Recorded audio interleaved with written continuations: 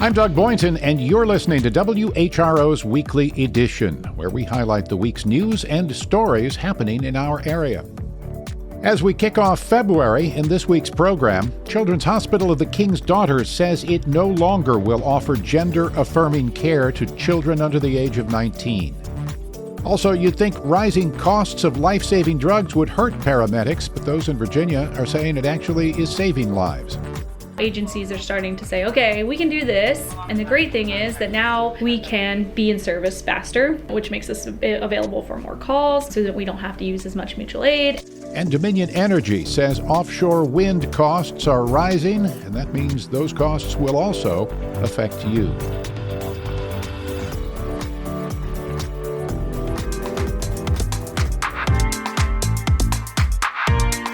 It's WHRO's Weekly Edition. We start with this news. Children's Hospital of the King's Daughters in Norfolk says it is suspending gender-affirming treatments for children under the age of 19. WHRO's Ryan Murphy has the latest. CHKD will halt hormone therapy and puberty blocker treatments that help patients transition from one sex to another. The hospital system also won't refill prescriptions for ongoing treatments. The move comes days after President Donald Trump issued an executive order threatening to withhold federal funding from hospitals that provide treatments for transgender youth to help them transition. Hospitals across the nation have made similar announcements in the wake of the order, including the Children's Hospital of Richmond at VCU. CHKD says it's expediting access to mental health services for children who are impacted by the suspension of gender-affirming treatments. Ryan Murphy, WHRO News. Williamsburg James City County Schools is talking pay raises for most staff after a study found that it trails most nearby divisions. WHRO's Nick McNamara reported that story. The cost to bring the division's pay to a more competitive level on the market is estimated at more than $7.6 million. Marco Sardi, president of the Williamsburg James City Education Association, hopes the city and county will fully fund the raises. To him, it's a matter of priorities. Do you value education in your community? And if the answer is yes, they will fully fund whatever is presented as the school board's plan to get us where we need to be. If the answer is no, then they won't. Pay in the division ranks fourth of 6 next neighboring divisions for entry-level pay for teachers with bachelor's degrees. WJCC administration in January floated a 3-year phase-in, included in a not-yet finalized budget for 2026 that calls for $13 million in new funding from the city and county. Nick McNamara, WHRO News. And we should mention Williamsburg James City County Schools is a member of HRETA, which holds the license to the WHRO stations. Dare County in North Carolina released a video highlighting the severe erosion and climate issues that persist on the Outer Banks.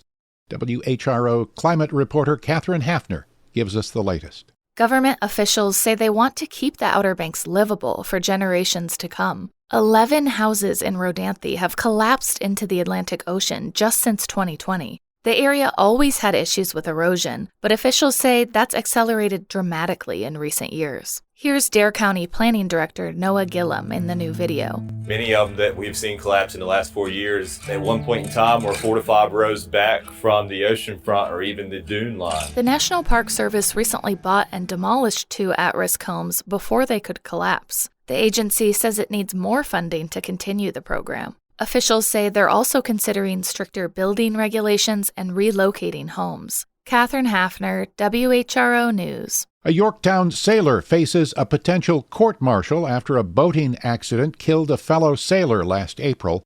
WHRO military reporter Steve Walsh was in court last week. He has this story. Master-at-Arms Second Class Jackson D. Bauer faced a preliminary hearing charged with negligent homicide and lying to investigators.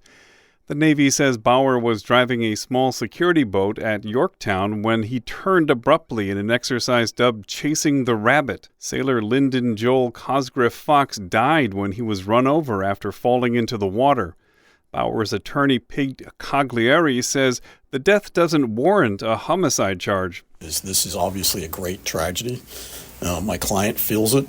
I know that the command feels it, and I certainly know that the victim's family feels it. A hearing officer will make a recommendation to the admiral in charge of the Navy Mid-Atlantic region, who will decide whether Bauer will face a court-martial.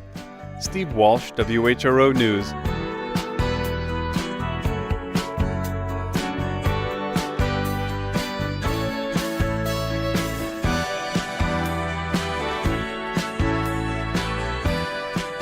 How paramedics get life-saving drugs is changing in Virginia, and some Hampton Roads providers are optimistic that the expensive change will lead to faster and better help. WHRO's Nick McNamara reports. In a badge-secured room in Williamsburg Fire Department headquarters, the white walls are lined with IV tubing and other medical supplies. So behind you directly is our actual pharmacy itself. There we go. We have an alarm panel here which does provide security. Every provider has their own individual PIN for this that's unique to them. So that's one way of confirming who it is. The second way is that they have to badge into here. And so that is a second backup of security of who actually accessed the room. That's Sierra Fensky, Williamsburg's EMS battalion chief. She and her counterparts at agencies around the Commonwealth have been working over the past year to set up new systems for acquiring and stocking their staff with the medications they need to do their jobs. The change is the result of new rules included in the Drug Supply Chain Security Act, a 2013 law crafted to improve drug tracking and more easily root out expired, recalled, or contaminated medications. The new rules also spelled the end of regional exchange programs through which hospitals supplied EMS agencies with medicines since the 1970s. It wasn't until late 2023 that the U.S. Food and Drug Administration informed EMS agencies those exchanges would have to end, and that they had a year to figure out alternatives. In the beginning, we weren't really provided a lot of information. It was just, hey, this is happening. You got to manage your own drug boxes. Good luck. Agencies are now gearing up to administer their own pharmacies. Williamsburg had a head start. When we built this station, we had built a pharmacy into it well before we knew that this was coming. Once we found out, okay, now we have to get a DEA license and we have to do all these other things, it was much easier for us to build off of the foundation we already had. Originally facing a November 2024 deadline, the U.S. Food and Drug Administration pushed that to April 2025 as some agencies struggled with funding or ran into a licensure bottleneck. Suffolk Fire and Rescue was one agency that didn't receive their Drug Enforcement Agency licensure before the original deadline. Near every agency in the state is trying to get those, and they're short-staffed as it is. That's Captain Jeff Matthews, one of the people working to get Suffolk's program off the ground. The agency has passed the federal licensing backlog and is now focused on making sure medics are fully up to speed on the new system. Though the two agencies are using different software and hardware, they function largely the same. Electronic tracking technology fitted to vehicle lockers and the kits medics store their medications in will keep stock of which drugs are used when and by who. It will be specific enough to track down to the individual vial. Maybe this is Medic 6 narcotic kit,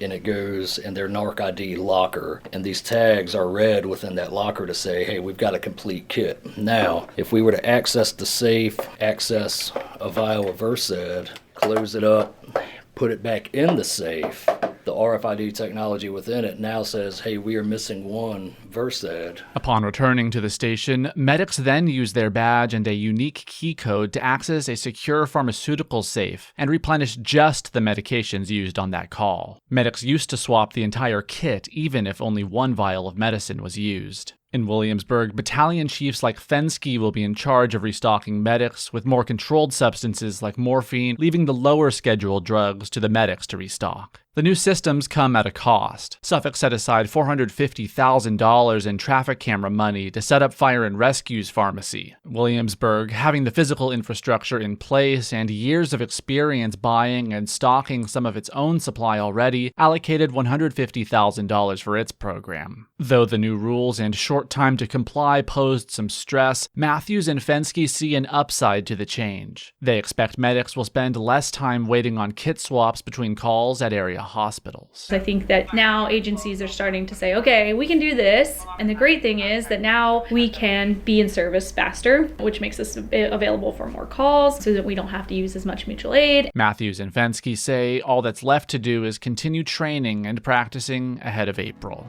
Nick McNamara, WHRO News. Still ahead on Weekly Edition, 2 Hampton Roads men who were wrongfully imprisoned are on track to receive money from the state. But first, residents of Bertie County in North Carolina are getting annoyed with all of the light pollution from a wind farm. They are doing something about it. WHRO's Catherine Hafner reports they are pushing officials to address the issue. Kate Jordan moved into her house along the Chowan River last year. Soon she noticed constant red flashes from across the water. This is our dream home. This is our relaxation. And now we're bombarded with red flashing lights all night long. The lights come from 45 wind turbines at a farm near Edenton to alert pilots passing through. Brian O'Shea with operator Apex Clean Energy says they're pursuing a system that would instead use radar to turn on the lights only when aircraft are nearby. We're a long-term fixture in the community for the next 20 to 30 years, and we want to be a good neighbor, and this is generally an easy way to mitigate an impact of the project. He says they'll need approval from the FAA and don't expect the system to be up and running until next year. Catherine Hafner, WHRO News. Norfolk's Maury High School is about to get a makeover. Officials rolled out preliminary plans for the school's new look to the public last week. WHRO's Ryan Murphy reported the story. The plans show a 4-story L-shaped building overlooking a new practice football field and tennis courts. A new pool facility and more sports fields would be built across the street from the school's main building. Victor Jones graduated from Maury in 1974. He says he likes what he sees, but can't help but wonder what will become of the historic school where he spent his teens. And I think it should be left up for those people like myself to come back and marvel and have memories of what it was when I was here as a young freshman to my senior year. Many have wondered about the eventual fate of the old building since Norfolk decided to pursue a new one. Ideas like rehabilitating the 114-year-old building into apartments have been floated over the last year. Officials say no decision's been made. Ryan Murphy, WHRO News. At a news conference last week, local leaders and service groups expressed concern and confusion about President Trump's order to halt some federal funds. WHRO's Nick McNamara reports. The White House said the freeze was not to apply across the board and that programs like Social Security, Medicare, and Medicaid, among others, were excluded. But Angela Futrell, CEO of the Southeast Virginia Health System, says her organization was unable to access federal funds it uses to pay its employees for much of Tuesday. They don't get their funding, then what happens? It essentially for us means staff. And of course, doctors are premium right now. Michelle Billet, Hampton Roads Community Health Center CEO, says some of his funds have yet to come through. The White House said the requirement for agencies to review their programs for compliance with the president's series of executive orders is still in effect. A court hearing on the funding freeze is scheduled for Monday. Nick McNamara, WHRO News. 2 Hampton Roads men were wrongfully convicted and imprisoned for years. Now they could get significant payouts from the state.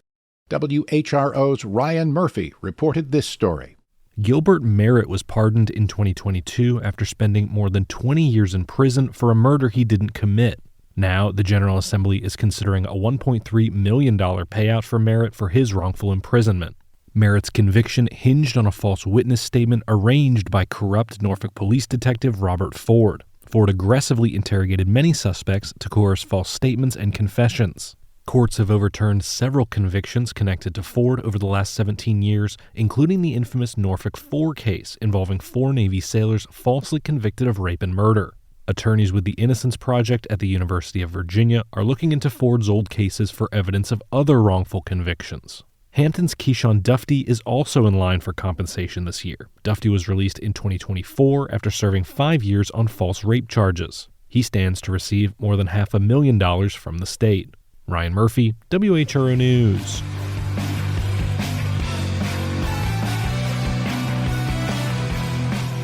Going up, Dominion Energy's offshore wind farm building costs jumped by nearly 10%. WHRO's Catherine Hafner reports on what that means for your energy bill. The utility now plans to spend $10.7 billion on the coastal Virginia offshore wind project. It will include 176 turbines about 30 miles off the oceanfront. Dominion says the price went up because they're facing higher costs to build electrical interconnection onshore and for network upgrades assigned by the regional electric grid operator, known as PJM. As a result, the average household can expect to pay about 43 more cents per month. Dominion says they're halfway done with construction and expect to finish by the end of next year. Meanwhile, the Trump administration is attempting to put a halt to the industry. Catherine Hafner, WHRO News. Last weekend, the Virginia House of Delegates and State Senate revealed their proposed state budget amendments. As VPM News' Jad Khalil reports, the two chambers are in rare agreement on some major changes. There's a phrase often heard on Capitol Square. The other party is the opposition, the other chamber is the enemy. That's usually on display during budget season because Virginia's House and Senate frequently have different proposals, even when they're run by the same party. This year, they're doing a lot of the same, though. In the Senate, Senator Louise Lucas of Portsmouth is in charge. I said we had significant one-time money, and I promised we would provide relief in a fiscally responsible way. I have stayed true to my word. That relief is tax rebates, $200 for individual filers and $400 for joint filers. The money comes from nixing a proposal from the so-called opposition, in this case Republican Governor Glenn Youngkin, who wanted to begin eliminating the car tax.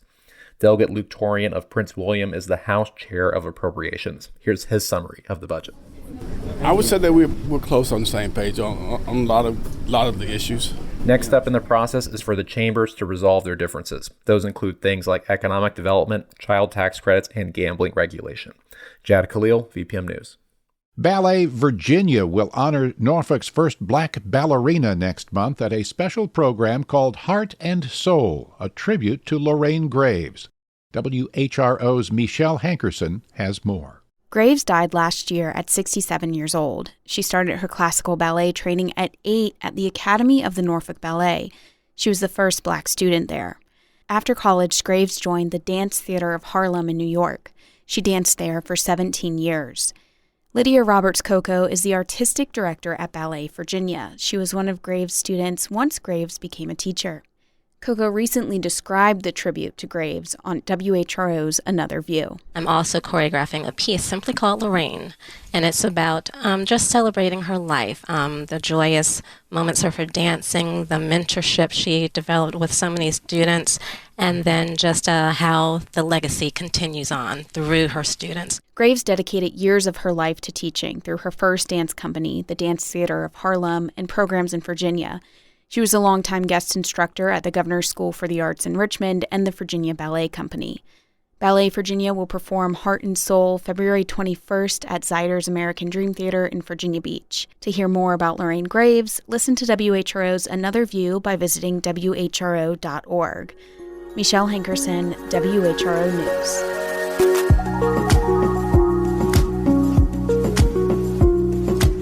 This is WHRO's Weekly Edition. Remember, for any stories you've missed, you can visit us on the WHRO smartphone app or all social media platforms.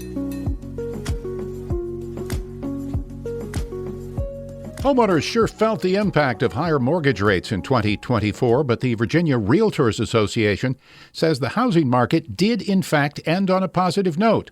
WHRO's Barry Graham breaks down the numbers. The report showed that there were close to 8,000 home sales in the Commonwealth, which was almost 1,000 more than in 2023. Experts say the increase was due to consumers coming to terms with elevated mortgage rates and jumping into the market.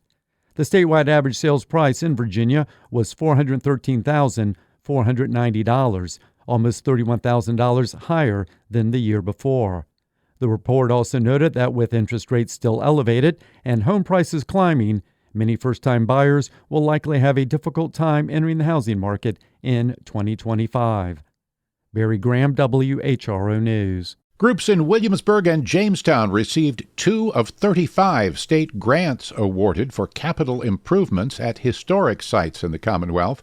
WHRO's Nick McNamara reports it's part of the lead-up to the 250th anniversary of the U.S. Declaration of Independence. Nearly $20 million were awarded in anticipation of increased visitation to historic places in Virginia. Colonial Williamsburg plans to make repairs of the reconstructed colonial capitol and restore its 1700s powder magazine using era-specific materials. It received more than $4 million for the projects. Jamestown Rediscovery will install new pathways and lightings at its facilities, in part to mitigate the impact of flooding on visitors. It received just under $390,000. Nick McNamara, WHRO News. The House of Delegates is considering a bill that would create new limits on how much the government can charge to fulfill public records requests.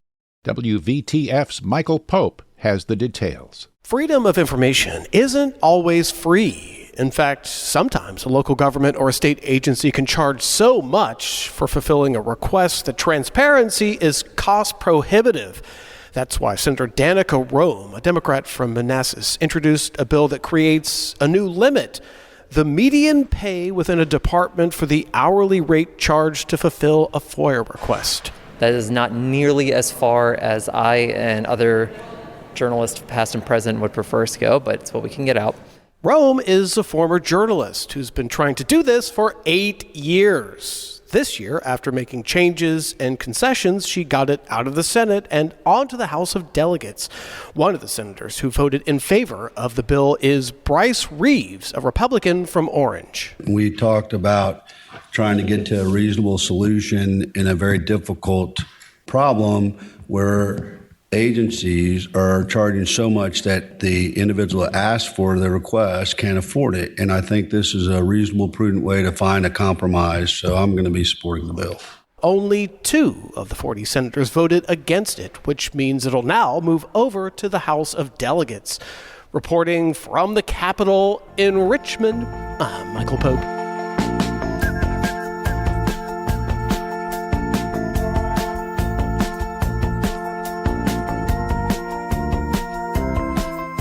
Virginia's oyster industry has exploded in recent years thanks in part to environmental cleanup and other support from the state's General Assembly. WVTF's Brad Kuttner was on site for Oyster Day in Richmond Wednesday morning. He files this report. You're only supposed to eat oysters that end in months that end in R. True or false? False. That's Tanner Council with the Chesapeake Bay Foundation's Oyster Alliance. He said the long-running myth about oyster season is a thing of the past. These days, oysters are good year-round because the vast majority are farm-raised oysters that are super healthy, even in the warmest months. Oyster Day is an annual event held to highlight the importance of the bivalve mollusks to the Commonwealth. Newport News delegate Shelley Simons is very much a fan.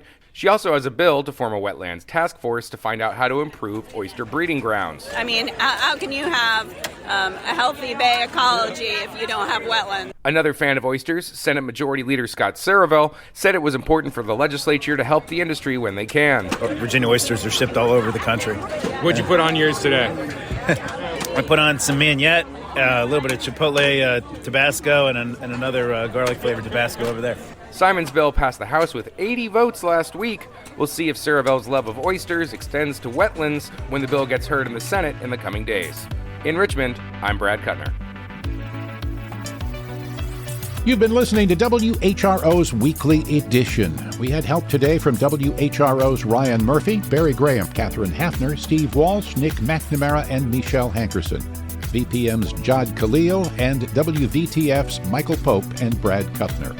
Also, thanks as always to Connor Worley, who produced today's broadcast. A reminder, you can always catch full episodes on the Weekly Edition podcast feed, and you can get news updates at WHRO.org, the WHRO Reports podcast feed, and on the WHRO smartphone app. For all of us at WHRO and WHRV, I'm Doug Boynton. Stay safe. Be well.